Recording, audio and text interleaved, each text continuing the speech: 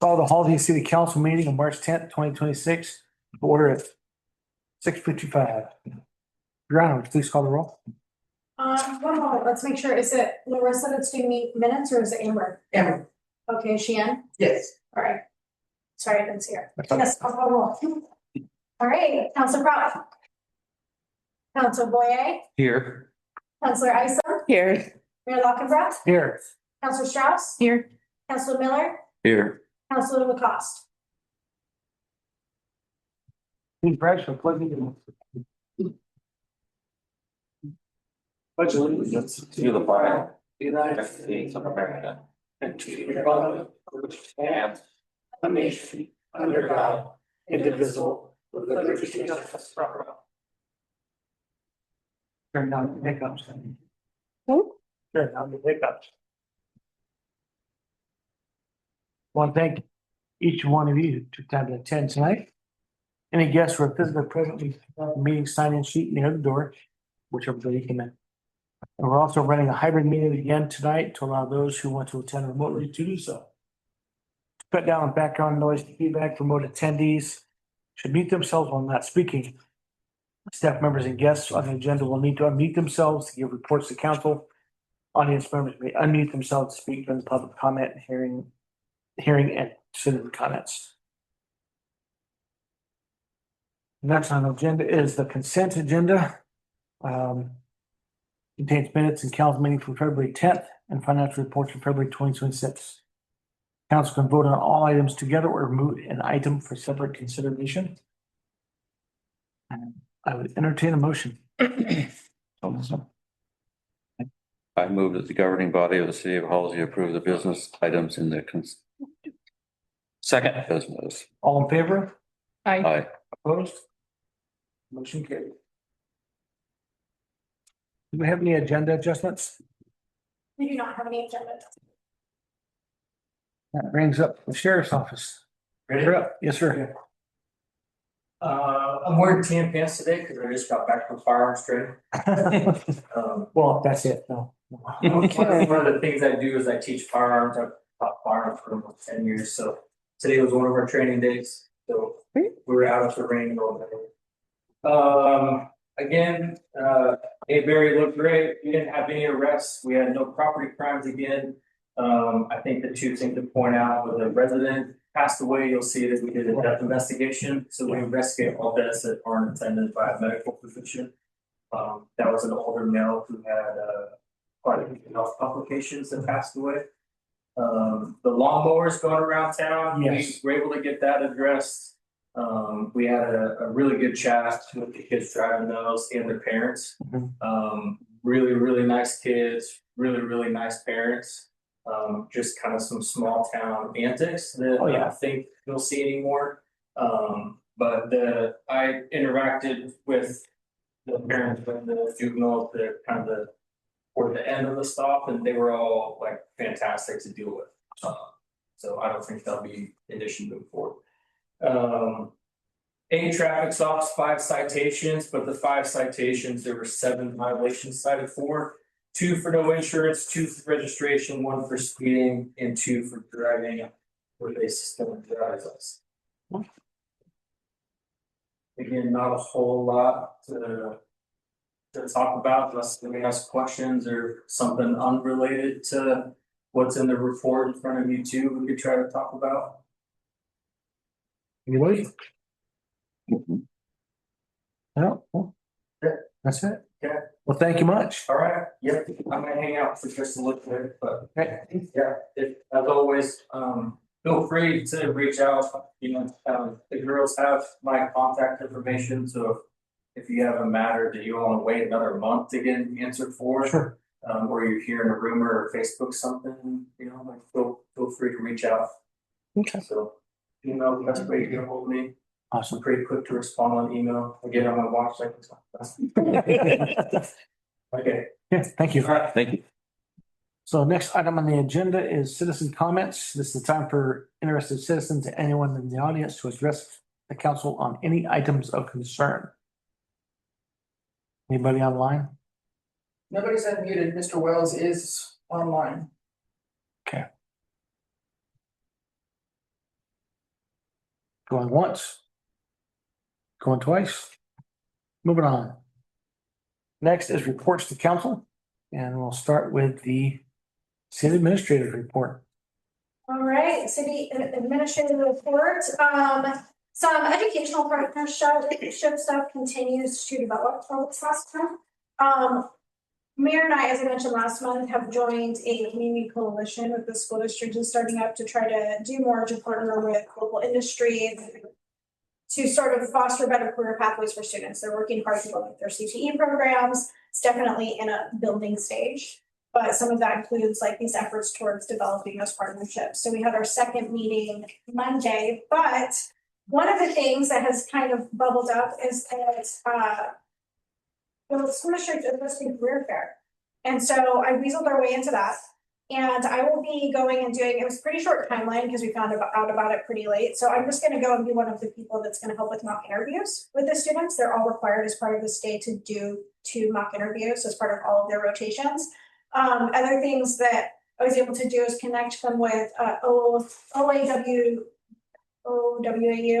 Oregon Water Utilities, something like that, right? It's our utilities association. They're the professional organization that provides technical assistance and other trainings and whatnot around wastewater and water certification programs. And like Andy is a member of that organization, and they are standing up an apprenticeship program because the field doesn't have enough workers, and a lot of the workers within the field are aging out. So municipalities like Halsey can struggle to find qualified people to stay in these positions, right? And we need qualified stormwater, wastewater, freshwater operators. So I connected them with the people from that organization, and hopefully they'll be able to be one of the panelists at the event as well. We are hopeful that in the future we'll have more lead time because we know people, right? That they would be like county planning and some other places, and then also from the city side being more prepared to actually provide that panelist. But we'll still be there. We'll be able to participate in a way and be present at the school. Some of this is from a little bit more this month, but Mira and I also attended the CTE grant opening event last night. So getting to know those folks out there, I think it's good, it's building. I have a positive impression of how we're kind of pressing forward. Also, Halsey Community Service opportunities. So I'm working to coordinate a work party day with the school. All the students also have to have community service hours in order to graduate. And so one of the things that we thought would be a good idea is to have them come here, do some very needed meeting, and to also have them like spread bark and some other stuff. Again, it's an opportunity to make those connections. I want the students to know that they can kind of come to the city for those opportunities. We have a date set, April 10th. There is a deadline for students to get back to us that they want to be a part of it. It helps us with counts and to know like how many staff we need to have on deck to sort of oversee things, and also to have to sign waivers. So we're working on that. So far, we haven't heard from anyone, but it's pretty new. We just got that information over to the school late last week. So I think we'll get some kids. And then our librarian, Caitlin, for the second year, attended the elementary school lit night. I was there during setup, but then left. I believe Stacy also attended, so she got to be there for the actual show. She brought books, seed library, flyers promoting a bunch of our events. And I think, it was just a good showing. There was more, last year I felt like there was more tables of like information. And this year it was more like activities for the kids and then Caitlin. Which my impression of that is that means that parents that are just kind of there with their kids, like we have less competition to promote our resources. So I hope that folks, saw some of the things that are going on and took some flyers with them. Get some kids signed up for summer reading program. City landscaping projects, again, it's spring, so it's hot topic. Lots of things are starting to grow. We're starting to notice the weeds. One of the things that we decided last year was to let go of our landscape contract. We were having some issues with quality anyhow. And our guys can take care of just like mowing the park and some of those other things. We always knew that the capacity to just do like weeding all of Highway 99, just some of those things were a lot to ask of two guys also trying to do everything else. So Audrey did the legwork to set up having the sheriff's work crew come out. We don't have a date for that yet, but she took all the pictures, got all the information together on what we want, and we're going to have them come out and do clean up of that berm by the basketball hoop that gets out of control. And then literally like weeding all the way down 99. But we are starting to have all that grass grow up in all those landscape beds that we got from the project. That's great. We want it to stay looking nice. So the sheriff's work crew is like less than $700 a day for us to have them come out. So that cost is still significantly lower than we spent on our landscape contract, and we can get some of those things taken care of. Then the park sign, Councilor Strauss and I are also planning a day. We're gonna go out Monday to do a walkthrough and make some plans. And we're gonna clean up around the park sign and identify some other park projects that we can sort of put together. If we do more work parties besides the sign project, we will give you guys some dates, because we would welcome anything else. Anybody wants to be actions. So that is also on our radar. Statement of economic interest is coming up. Many of you have done that before. One of you, that will be a first time. I'll talk to you more. And so it opens March 15th. It does open on March 15th every year. You will get emails from them. If you're not getting those emails, you can also call them. Just call them and they'll do the interview over the phone. It doesn't take that long, but you have to essentially, you have to declare any potential economic interest you've had related to your role with the city.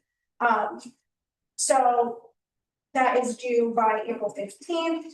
It is required by state law, and failure to do so can result in fines. So I will provide a reminder. It takes 30 seconds to do Yeah, it. Yeah, it's very. Yeah. But if you do forget, they will fine you. So. No. SMAC, so the Small Municipal Advocacy Coalition. During Florida session, we continue to do our work in advocacy. So we provided written testimony, particularly on bills related to the bill that we wrote last session around grant scaling, grant matching. It did go to public hearing, and then it went to work session, and then it got kicked to rules, went back to public hearing, and then it got kicked to rules. Got kicked around, it timed out. They let the clock run out.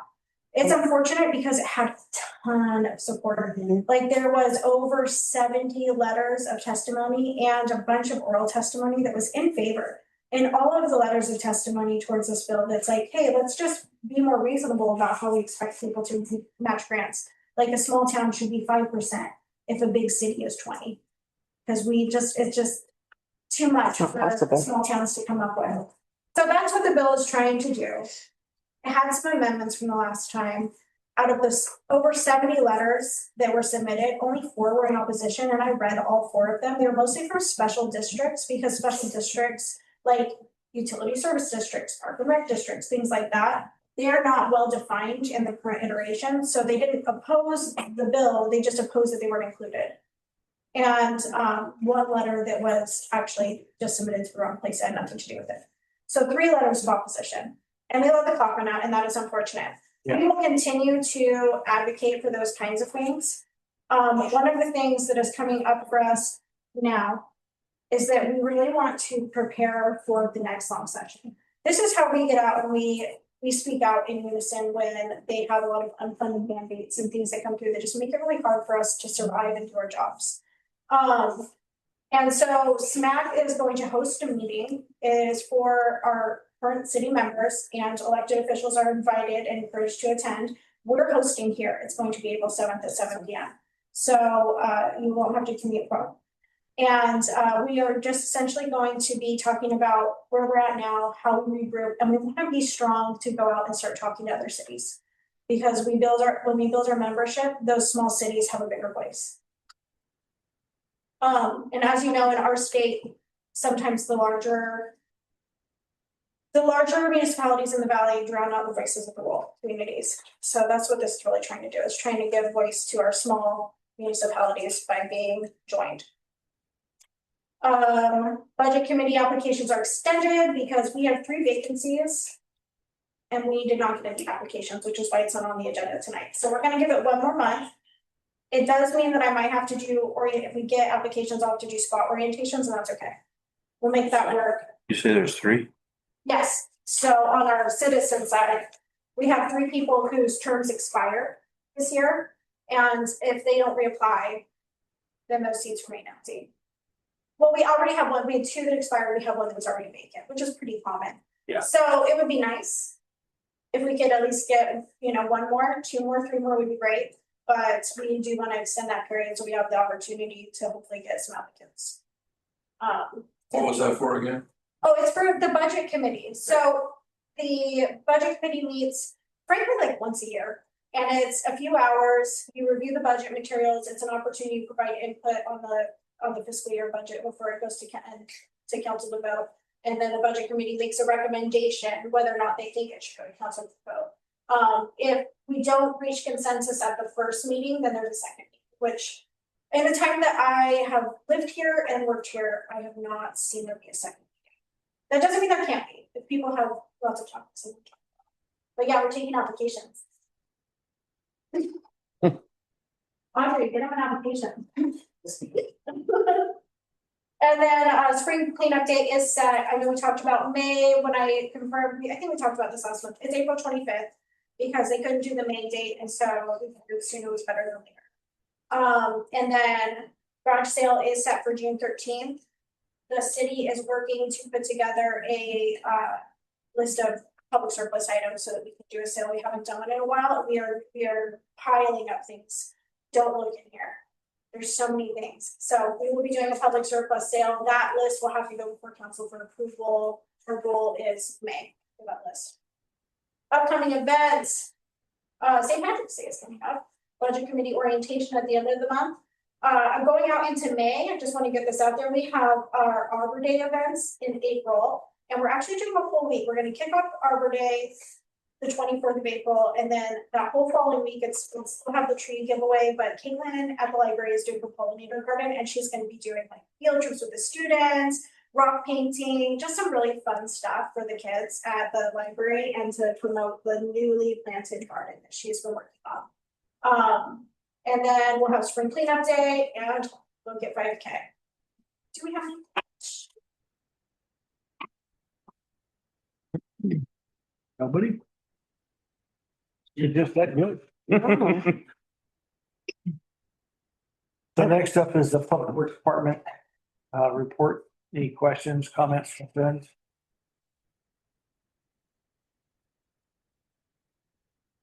I guess really quickly say this has been more recently. We got our camera that we got the grant for.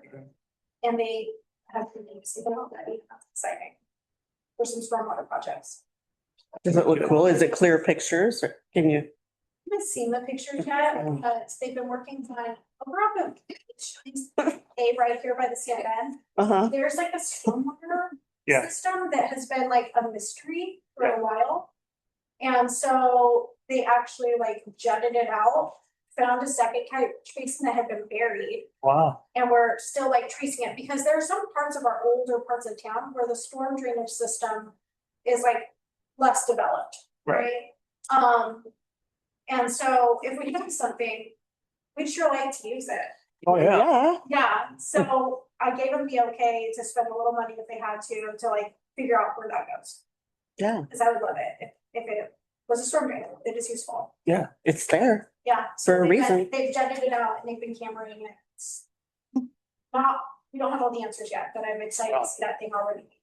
Good. Any questions, concerns? Okay. Sorry. Sorry, that he was able to patch up the Vector truck Yeah. once again. And got Again. Situation fixed, it's running again. Good. Sorry. Nope. Okay, moving on to library. Library report. Questions, comments? I need to buy it. I know. Thanks. Jeez. And so next is mayor's report. And this last month, I actually was able to get some stuff done. I had a couple of coalition meetings with Brianna. Did little 5 letter support for Greg's legislation and grant issues. The primary legislation was for Senate Bill 1585, which is a grant match. Trying to have tiered grants or matching for grants. And then had meeting of the League of Oregon Cities Policy Committee, which I sit on now. And so an inaugural meeting, got a schedule for next year.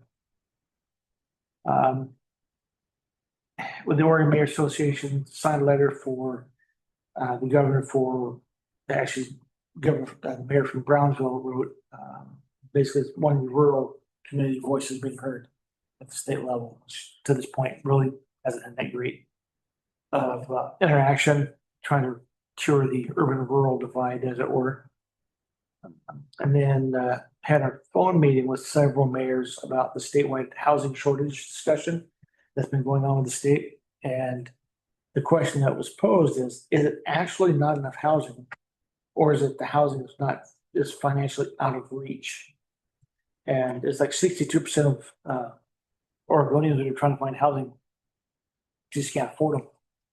A lot of the rural communities, people trying to find housing, houses are going for minimum $400,000 to $500,000, and they had the budget of say $100,000.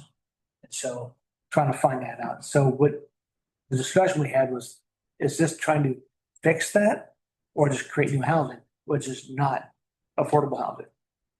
So look at some of the houses that are being proposed as this bill start off at $529,000. So like, that's not helping.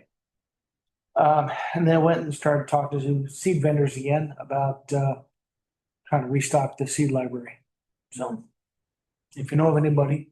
I think me and Gabe both have donations for him. Oh, yeah. Yeah, Aria got like 400 packets of seeds. And I think She did.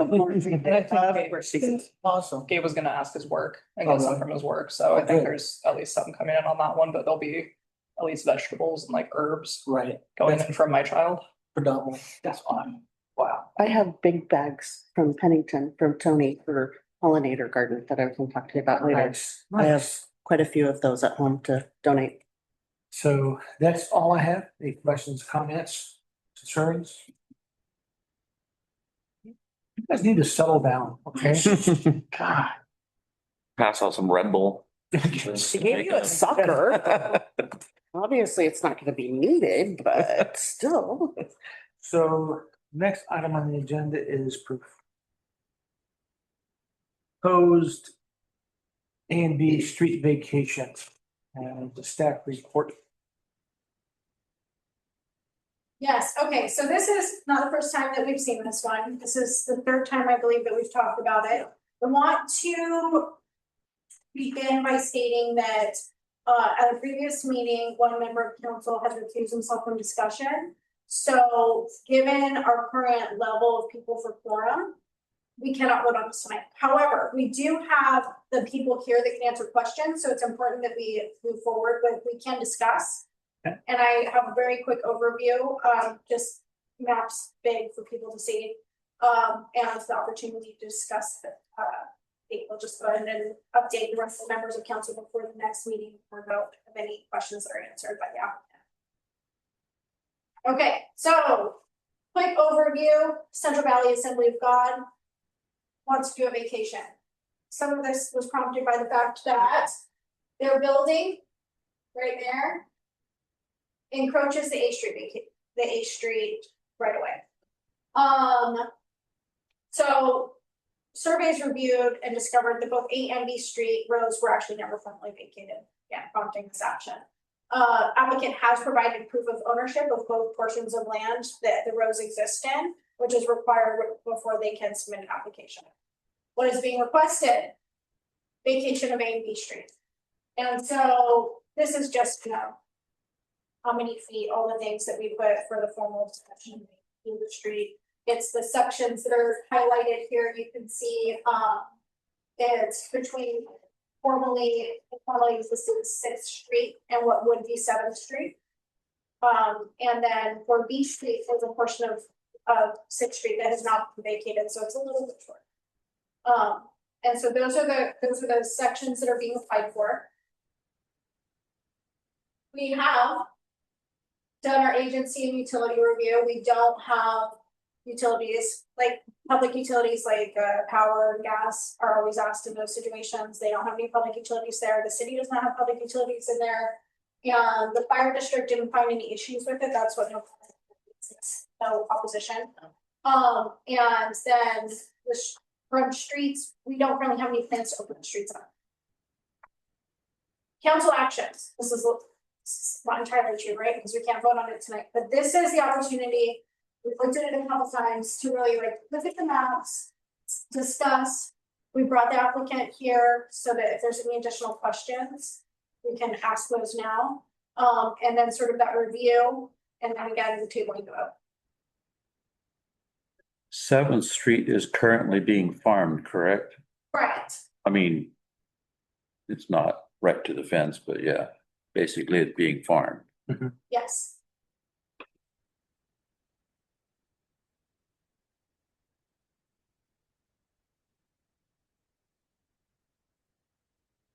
More about the action.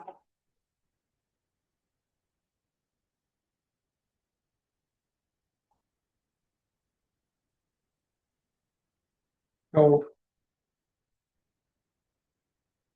When it's expanded, church grounds, or, The hope is to expand. yeah, We're not there right now because of funds. And we'd like to close this chapter, so we should pay off what needs to be paid off to the surveyors and have this part done. okay. We use that field for like our Easter egg hunt. This be our 6th year doing that. Have over 200 people homes every year. That,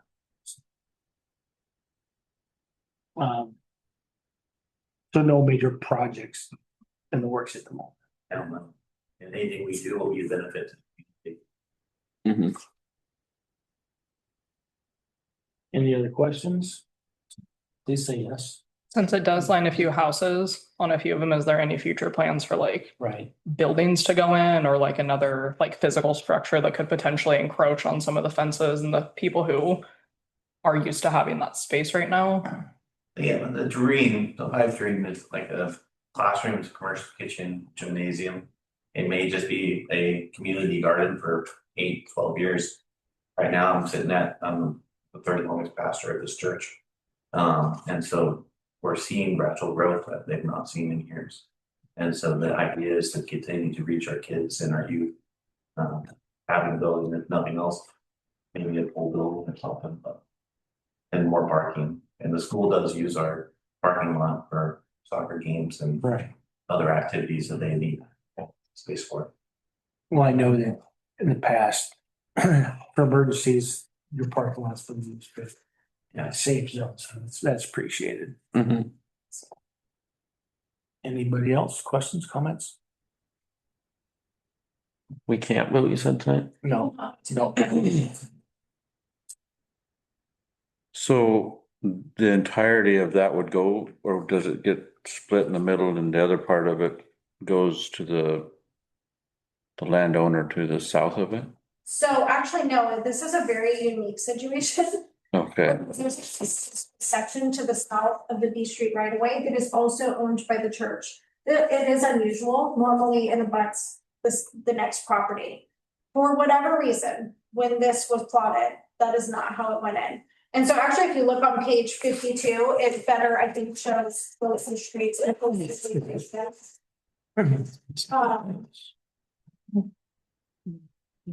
And so, yeah, if you look, there's like a very tiny little gap between that pink line and that black line. That represents that 6 feet. And so the entirety of the property would go to the church. For B Street specifically, how wide is that stretch, like between where the houses are and where their current property line is? It's like, what, 60 feet, is that right, or? Oh, from where the property line and the next. Yeah, for what we'd be vacating, like the width of the actual property.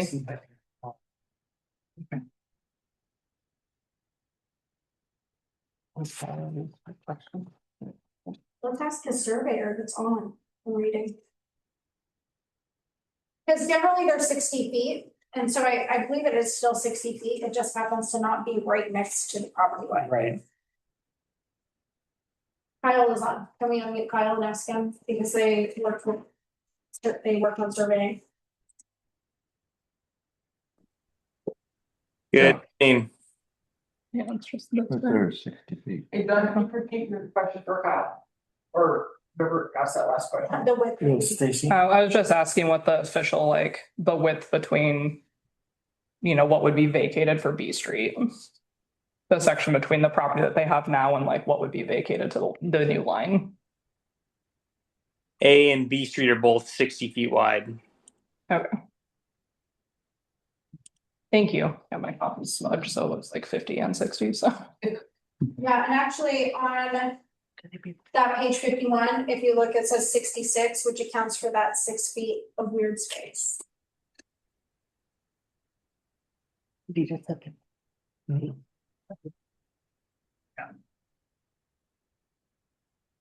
Yes, the only other question I have for you guys, just out of curiosity, for adding buildings, since it looks like there's already kind of land between the church and that area, is that 60 feet like stopping anything from being built currently there? Or is it like, do you need that specifically to expand what you guys are kind of wanting to expand?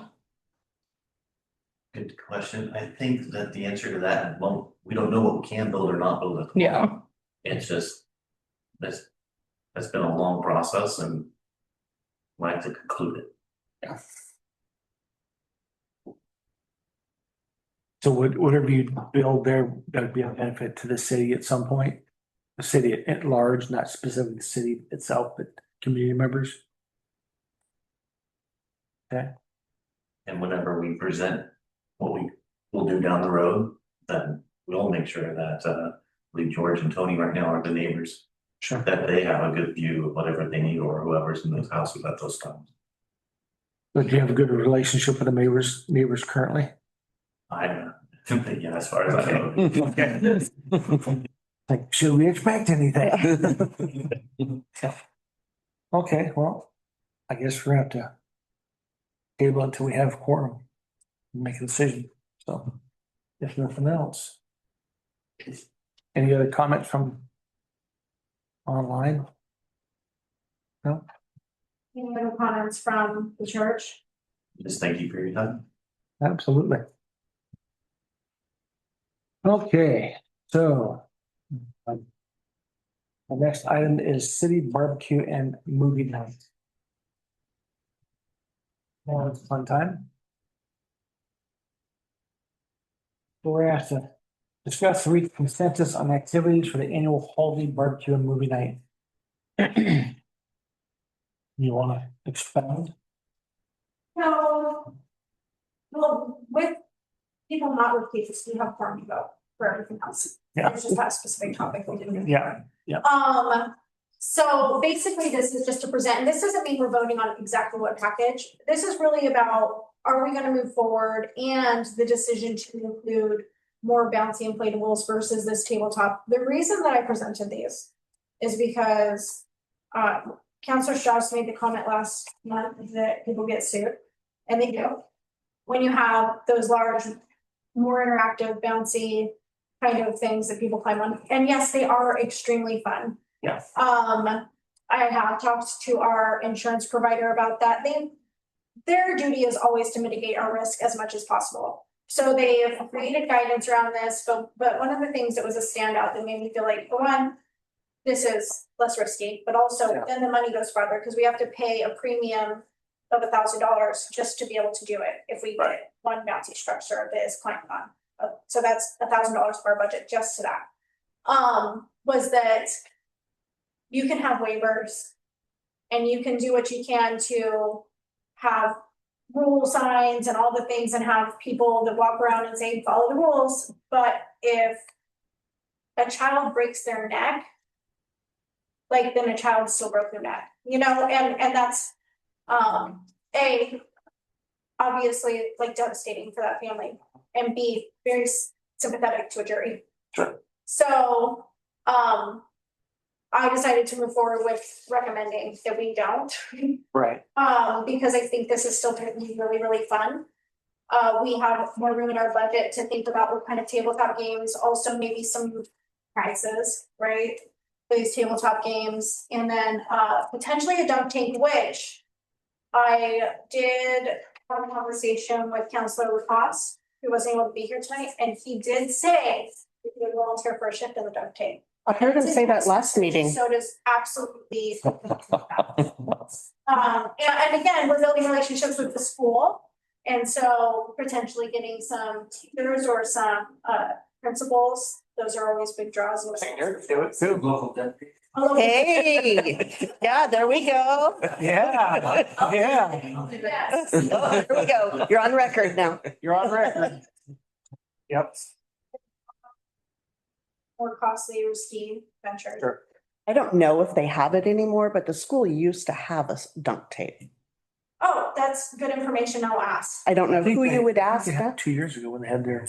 They did, when Yeah. Kyle Kivett Yeah. was in it, but yeah, they've had it for years, so Right. I don't know if they still do, I don't know if anybody there would know where it is or not, but Dina should know, shouldn't she? Yeah. Yeah, Dealing with them. Potentially. All things, she does. everything. And so some of the things, obviously, when we start diving into things and what's available to be if you want, but also power plants. Right. So those things will guide further decision making, but the motion before council is really like to proceed with this type of thing that is lower risk, or you want me to do something? In my opinion, Bill is recommended as much as I like balancing houses like the next person. I can see where there'd be a significant risk. So you're not gonna be too bummed if you can't get in a bouncy house. I will be personally crushed, but I don't think the sheriff's office need that much extra work. All right, okay. So my opinion is just doing tabletop games and carnival stuff. So, but what do y'all think? No, I agree with that. And the last couple of years, the schools had a few events where they've had like the bouncy houses and the slides and stuff and a few of these types of games. And the games are equally as enticing because a lot of kids go to like birthday parties and people rent bouncy houses. Not a lot of the people do like the game stuff. So it's new and they can play with their parent. Whereas like the bouncy houses, they can sit there and watch, you know, mom and dad can watch, but they can't play with them. Right. So a lot of the kids actually kind of go towards some of these. The axe throwing was particularly popular at the school. It's a very long line for that one. Oh, what? There's a lot of events like this So they have- Oh, that, yeah, in they all have. the small cities, contract cities even. Mhm. Even like a heads up to the sheriff's office, like give us, 30 days heads up, we could try to put something together. I mean, there's all sorts of cool toys Oh, from sure. Oh, swap vehicles to boats and things kids can climb on or, have some That's a, different things there. yeah. That'd be cool. we have a date. Inside. Can I put the request in now? I can, give me a date. It's September 11th. It's a Friday. Usually kicks off around 5:30, and then the games go until dusk, and then it's a movie. And we'll feed you. I can't promise I'll be there. I'll email you also. I Yeah. have to be. No, that'd be a cool addition Yeah. to everything too. I'm a year, just why Yeah. I'm trying to be up a little, so that Right. anything you can do, that would be really exciting. Yeah. Heck, have the posse come out. Oh, with the horses? The horses. Wow. Yeah, the horses are fragile. They do well, they get stressed out a lot. with Oh, our yeah. horses. That makes sense. And I think having like a bunch of kids coming up and touch them and stuff like that, like it'd have to be very organized Sure. for them. Our posse team's very careful about what they like expose their horses to for how long. Mhm. Yeah, Especially like September 11th, it's still pretty hot out for Yeah. activity. Yeah. So there's a lot of factors that go into that. Posse does it, Posse typically, would participate in parades and whatnot. But we do a lot of stuff. The career day was mentioned, on the 18th of this month, like I'm teaching there, I'm teaching a career class all day there. We'll have another booth set up. Okay. So anytime we think we can be involved in something like that, we just an ask. Absolutely.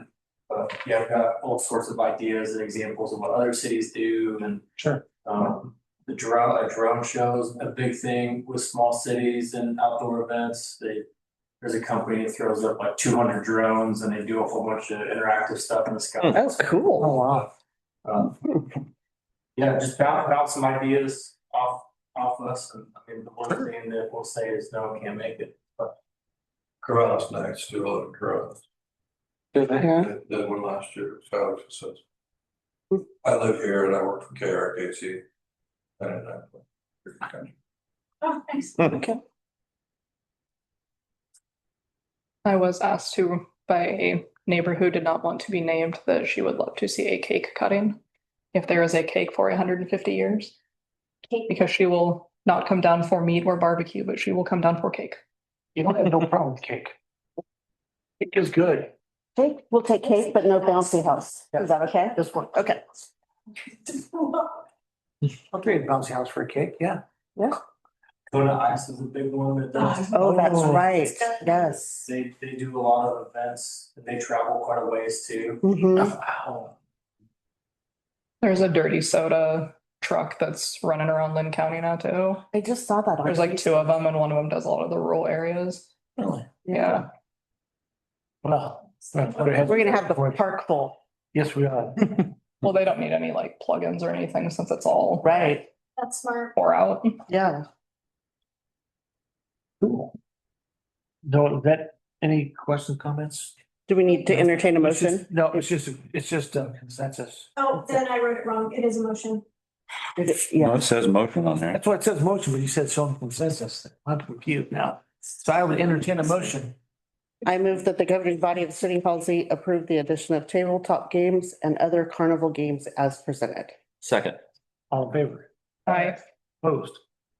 There we go. Motion carries. Man, had me confused for a second. Yes. See you later. Okay, so the next item on the agenda is the much awaited 8th Street project plan. Council is asked to review and provide guidance to staff on the 8th Street project communication plan. So. Did you have slides on that? I don't have slides, but I'm gonna pull up our website. Oh, groovy. So we can start with the website, but I'm not gonna start with the website. A lot of the stuff is already in here. So this plan includes a flyer with information about the project. And this is for H Street between West Third and West Fifth. The project, is going to widen the street from 12 feet to 20 feet because it's undersized. It's going to pave the gravel section. It's gonna repave both roads, but also paving it's a gravel section. And it's going to replace the sidewalks at the Third and Fourth Street that are worn out, and then add sidewalks from Fourth to Fifth along the south side of H Street. There has been a lot of public discussion about this project, and it prompted us to realize that we should really think about how we're making sure that the community has information about the project. So in doing so, we've done that in a multifaceted approach. We created a project flyer. This is a draft. There are some things that have already been pointed out to me, so I'll mention those. This really is the overview of the project, right? Why do we do projects like this? Why was H Street specifically selected? And then what the project entails. And that QR code goes to the newly developed project webpage. The thing that was pointed out to me is not on this. So moving on. So this is something that we will have available in City Hall, that we can have easy to give out to folks that have questions, that prefer just that like paper, whatever. And if we continue to get a lot of inquiries, we always have the option to just like mail these to people. Sure. At this time, most of the conversation that has happened has been online. We hear about things on social media.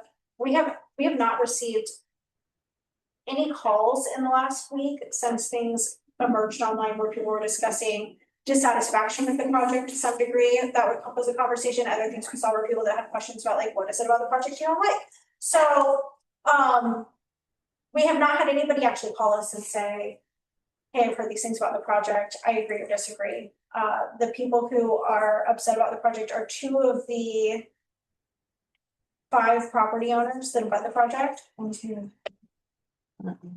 6 property owners. Yeah. So there's 6 property owners that abut the project site. 2 of them are not happy. losing access to public right of way that you've historically used as an extension of your yard can be hard. And so I think that it's expected to have people speak out and be upset. So what we are trying to do is just address concerns with what's factual. And so we created this flyer about the project and the actual components of the project. The next thing that we did is we want to go ahead and reach out to the folks that have been talking about the project. And we have heard from them here. They've come and they've done public comments. They've let us know that they don't want to see the road paved and they don't want to see the addition of the sidewalk. We have also received feedback that there are people who are happy to see the road paved and see the addition, so that's what's challenging with it. The reasons that the project were selected are still valid. That's why it was selected. We've had mixed feedback, but we do want to address some of the concerns that they brought forward online. And so some of that is saying, addressing some of their concerns about tree removal. This is where something was pointed out to me.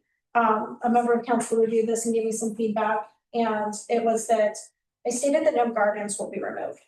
And so what is more accurate is there is one strip of like wildflower seeds that have been planted right up against the road in one corner of the property.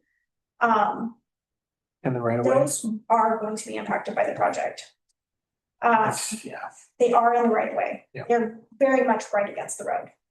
So, we'll reconsider how we talk about that because we want to be accurate in the way that in responding to what is being said. And so I've already removed that from the FAQs on the webpage. So that might be an edit in here as well. The letter that sort of addresses the concerns, again, reiterates why the project was selected and invites them to continue to have discussion with us. I think the other thing that has been pointed out is that they felt like they weren't included in the conversation before we initiated this project. What I can say is that I've done a lot of, this project was initiated in 2023, but before some of us were here. So I did a lot of research to figure out what led us to this place. And council has talked about this project at least since 2019. So it's been talked about in public goal setting sessions and the project sometimes is talked about in a way that is like, it's a priority for the city to pave gravel roads. And so in 2021, it was specifically talked about in goal setting that H Street would be an area that they would like to see paved. So this is something that council has talked about. However, I think that it is important to address the feedback that they felt like we didn't talk to them specifically when we put in for the grant this last iteration when we were successful. And I think that I hear that feedback and that's important to acknowledge. And it's something that's certainly moving forward. We can say, how do we, when we want to do infrastructure projects, whether they're in the public right of way or not, make sure that people know what's coming when it's going to take up a significant portion of right of way that they're used to using. So we address that as well. And then the other part of this is how we've created our web page. And you all know Larissa's amazing. She did this for me as soon as I asked, in an otherwise very busy week getting prepared for council. And so what we've done is we've added a streets and pathways subheader that we'll continue to build out as we have other projects, and we're just considering what other content really belongs there when we're doing sidewalk projects, other things like that. But we have an H Street project landing page. So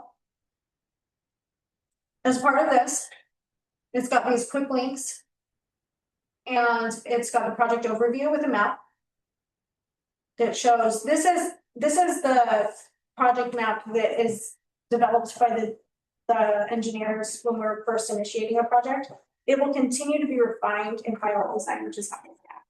But this is a good way to sort of overlay and say, this is close. It also, again, reiterates those project overview and project elements. Some of those are on the flyer as well. And so it's selection criteria, why we pick these projects, priorities, of roads and safe and walkability and things within the city. Again, project elements specific to this project. What are we doing? We're widening it. We're improving stormwater drainage. They're going to get new driveway aprons that are paved as a part of this project. We're installing sidewalks.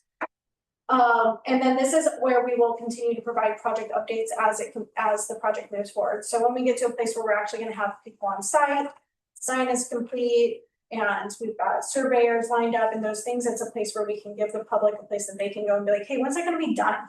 Or what are they doing now? And then next, we have communications. And so this is really about that transparency. So this is where we have our initial letter to adjacent property owners. So we notified them before we did a public notification, because we didn't want people who are going to be the most impacted by the construction portion of this project. Like, absolutely, if you live right next to a road and it's gonna be dug up, that's very impactful to you immediately. So we notified them first. And then in a subsequent newsletter, we notified the rest of the community. And so if we approve this letter, we could also choose to post the letter to residents on here. Any other public notifications that we do as a part of this process, we can post them. And then we've done some FAQs to address some of the concerns that we've seen bubble up, which is what's going on? Are we taking private property? And we are not. And then also more education about what is right of way. Yeah. You know, because it's always really confusing for folks. And I, again, understand that. You know, if you don't work in a city, you're probably not really thinking about where your yard stops and where the city's property starts. So it's a little education about that. And then also there's been a lot of discussion about whether H Street was always a street, whether it was a driveway, whether it was a number of things. And so we've done a look into the archives and discovered that this has been plotted as a street since before Halsey. So 1871. Wow. and there are actually several places in town, primarily one that dead end. There's like 3 other streets in town that just dead end into one house. And so often when that's the case, people just use it like the driveway. And we don't really, you know, bother them about that because it doesn't really impact anybody else, right? And sometimes if we have utilities in there, things need to, you know, be moved, but mostly it's understandable they're using it that way because it kind of just goes to there. But that doesn't mean that it's not a street, it's still a city-owned right of way. So it has been a street since the original plat maps that were submitted to the county in 1871. And while some of those streets are vacated over time, remain grass alleys, or are utilized functionally as driveways, it does not mean that they're not city-owned right of ways. And so here are some of our historic maps that we were able to find. This first map was on the county website, and they show that the submission dates archival was 1871.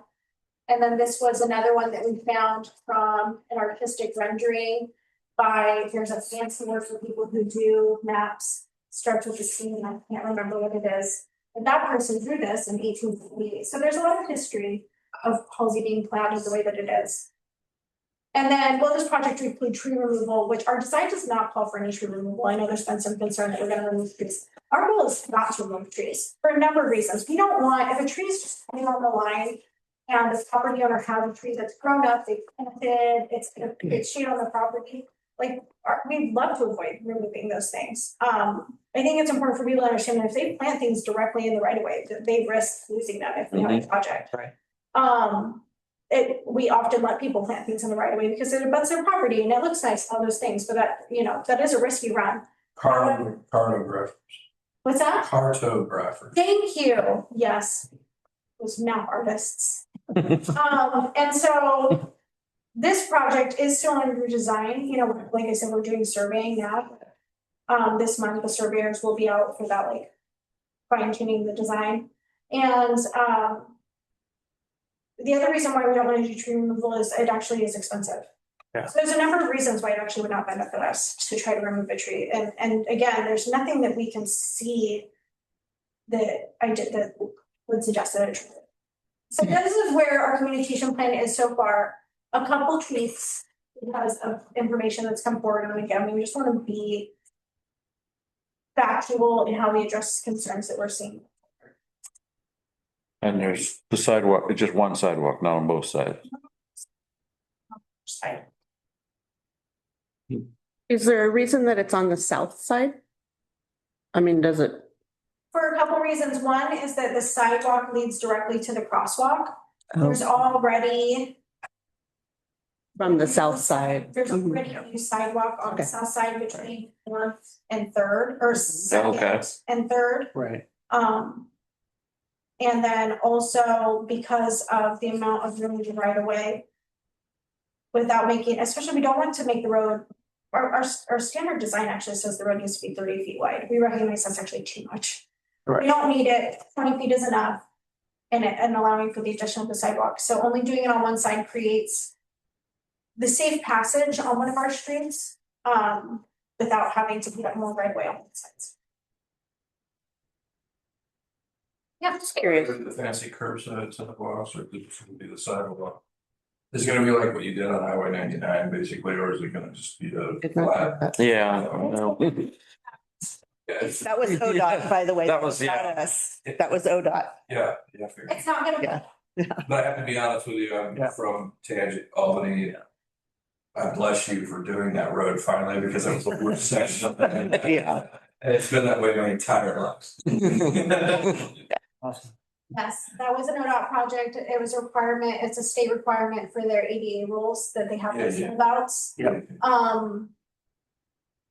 Nobody likes them. Nobody likes them. Nobody likes it. Likes them, no. We tried to. I can't tell you how many Shrink. calls I get. Mhm. Can you just take them out? I got a jackhammer. No, you cannot take them. We tried to adjust the size and everything too, but they wouldn't let us. So Yeah. we don't like them either. I have to say though, it gives you a higher quality of look though. Mhm. I like hearing It's that. definitely a. Thank you. Maintenance factor. Thank So you. that's way nice. Just that road, you don't have to do any of the other ones, that's suggesting it's such, but it makes it look like. Oh, Halsey's moving up in the world, and I mean, It is a nice. it gives it a classiness that didn't have. Just saying. So at this point, we have some options, promotions. I think probably option 2. To approve of amendments and edits, as you mentioned, there's edits, so I would entertain a motion. I move that the governing body of City of Halsey approve the H Street Communication Plan as recommended. Second. All in favor? Aye. Aye. Opposed? Motion.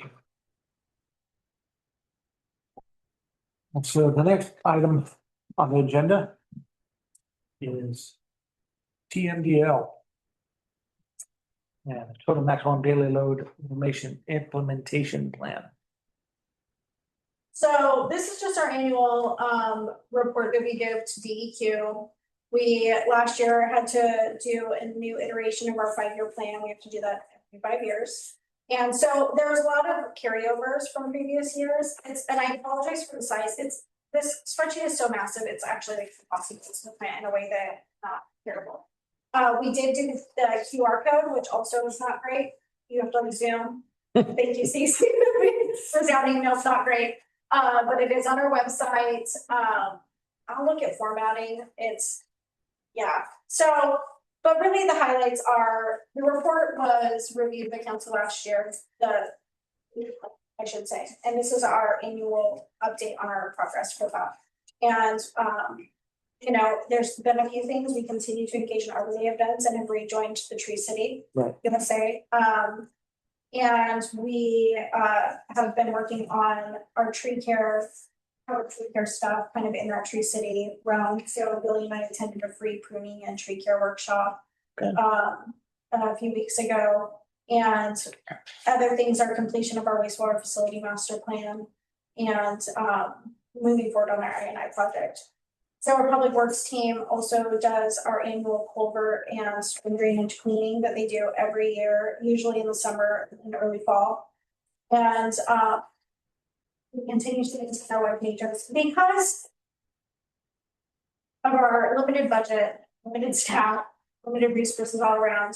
Policy and a lot of small municipalities, when it comes to the TMDL, a lot of our stuff is based around how do we educate the public to reduce stormwater pollution. And so the creation of the webpage happened before I got here. I just review it and say, yes, we still have a webpage. Is this still accurate? We continue to put things in our newsletter twice a year around things like, or hosting our hazardous waste event with partnership with, Sweet Home Sanitation. So it's really more about how do we educate the public. One of the pieces of feedback that I did get from Priscilla is that we need to add education about mercury to our mercury pollution, which is like that, it comes from batteries and things, to our webpage and to our newsletter outreaches. We also put on there as a goal to develop like something that we can kind of just like have at the counter, a little pamphlet. So other than just our regular maintenance tasks and whatnot, it's really about that education piece. Bigger cities can sometimes, afford to go out and do a lot of like private property improvements, things like that, which. Okay, that's the report. It was approved. I'll add with that different, not about like that specifically. On one of the newsletters, it might be a good idea if we can include something about not parents talking to their kids about not playing in the storm drains. Because I have had to chase kids out of the physical culverts underneath Third Street, like Oh, geez. not just like going up and down on their bikes, which they do all the time, but like crawling through from like underneath of the street. On some of the days, there's been water and stuff in them. Oh, wow. Well, we all know how old some of those are. You never know what's If gonna. there's ever gonna be somewhere like weird surge or something, or on some of those really heavy rain Yeah. days, some pumps and stuff discharge into the things, like the water can change a ton, and there's always kids on their bike in there right now, but there's actually kids like playing in the actual like pipes. Pretty consistently. Litter or something like that. Yeah, Yeah, Mhm. We do the newsletter and then on the website. do something about safety and staying out of the storm drains. they stay out of our. I know, now that you They mentioned. have those like big concrete ones right by my house. Yeah, right, that's right. They're going and underneath the ones, and we have one that comes off from under our driveway, and then the three that come down, and they're playing like in those three. We have newts living, well, have had newts living in ours and our front yard. They live by my mailbox, but the kids are on the other side. Okay, good. I have seen now that you mentioned that from between East First and West First, and the culvert that goes under the train tracks, I've seen kids use it just as like passageway. Yeah. Not necessarily playing in there, but using it as like a shortcut. Yeah, which in the summer isn't as bad, but even like Right. a week or two ago when we had those heavy rains, there was a couple, there Right, was like two little boys that were probably 8, 9 years old that were like, I like went out there and, get out of the culvert type situation because one of them was like probably too big to be in the culvert in general, but we should not be in there when it's raining. So a gentle way of saying that. Yeah. Okay, What does TM do? Total maximum daily load. And so it is about, like really reducing the way that pollutants enter our stormwater. Bigger towns also are required to treat their stormwater, like through their wastewater treatment facility, but small towns are not, like really small towns are not required to do that. Our goal is to make sure that the stormwater gets through our town without flooding us. Right. And that we make sure that there's good riparian habitat so that it doesn't get too hot, it's bad for fish. And that we educate the public about not like dumping your oil into the storm drains and, things about like when you fertilize, thinking about when you do it so that it seeps in more slowly, things that reduce pollutants into that system. We have to check our temperatures also. We check our temperature at our wastewater facilities. So before we discharge our treated wastewater back into the water system, it has to be, obviously checked for pollutants, but then also for temperature. the DEQ Yes, the requirement, Right. yeah, we are required to do it. lots of fun. any other questions? Comments? So the next item on the agenda is ordinance 2025-450, which we cannot take action on that. We don't have specific quorum. Right, and also in how we vote Just, Yeah, on the A Street. Yeah. right.